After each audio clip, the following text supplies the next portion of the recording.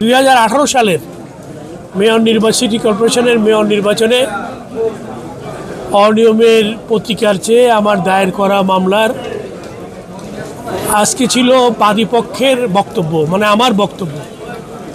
আমি এফিডেভিটের মাধ্যমে আমার লিখিত বক্তব্য দাখিল করেছি, জবানবন্দি দাখিল করেছি। সেখানে আমি 5টি বিষয় উল্লেখ করেছি।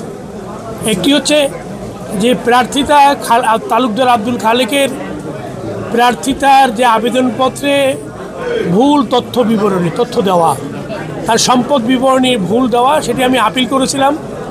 সেটি শুনানি আনতে বিভাগীয় কমিশনার তার পক্ষে রায় দিয়েছিল। এর প্রতিকার চেয়ে আমি আবেদন করেছি। দ্বিতীয় হচ্ছে যে নির্বাচনী উপকরণ ছিনতাই করে নেওয়া, এর বিরুদ্ধে প্রতিকার চেয়ে আমি আবেদন করেছি।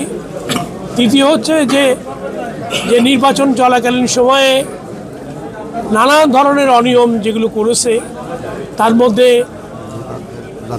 ভোটারদের ভোট কেন্দ্রে যেতে যায় নাই এবং আমার পুলিং এজেন্ট ফর্ম ছিনিয়ে নেওয়া, এর বিরুদ্ধে প্রতিকার চেয়ে আমি আবেদন করেছি। আর তালুকদার আব্দুল খালেকের তিনি যে সম্পদের মালিক ছিলেন, তিনি একটা ইউনিভার্সিটির প্রতিষ্ঠা করেছিলেন, সেখানে টেস্টি বোর্ডের চেয়ারম্যান ছিলেন, পরিচালক ছিলেন।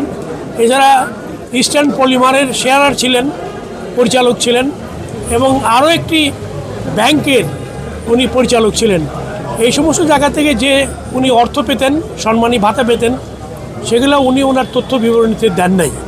এটি চূড়ান্ত অনিয়ম। এই জন্য তার প্রার্থিতা বাতিল করা উচিত বলে আমি আবেদন করেছি।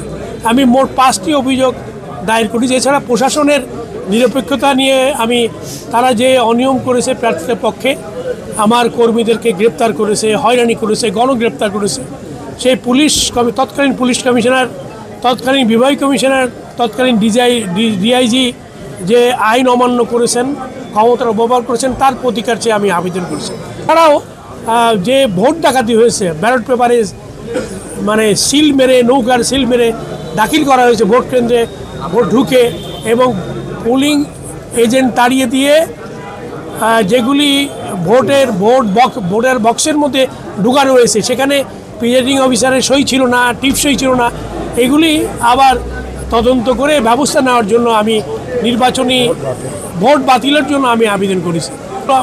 মূল অভিযোগের ভিত্তিতেই অভিযোগ এনে আমি দাখিল করেছি। আমি বিচার প্রার্থী। আমি মনে করি যে এগুলি যদি আদালত পুঙ্খানুপুঙ্খরূপে যদি যাচাই বাছাই করেন, তাহলে অবশ্যই তালুকদার আব্দুল খালেকের প্রার্থিতা বাতিল হবে, গেজেট বাতিল হবে এবং সরকারের কর্মকর্তাদের দুর্নীতি অনিয়ম তার বিরুদ্ধেও বিচার হবে। এবং আমি মনে করি সর্বোপরি এই নির্বাচন যে একটি অবৈধ নির্বাচন ছিল এবং চূড়ান্ত অনিয়মিত ছিল, সেই নির্বাচন বাতিল করে আমার পক্ষে রায় আসবে বলে আমি মনে করি। এবং আমার বক্তব্য আদালত শুনেছেন, লিপিবদ্ধ করেছেন এবং উনি আরও কিছু কাগজপত্র চেয়েছেন, সেগুলো আমরা একটু পরেই দাখিল করব, পেপার কাটিংগুলো। তারপরেই উনি রায়ের জন্য দিন তারিখ নির্ধারণ করবেন বলে আমার বিশ্বাস।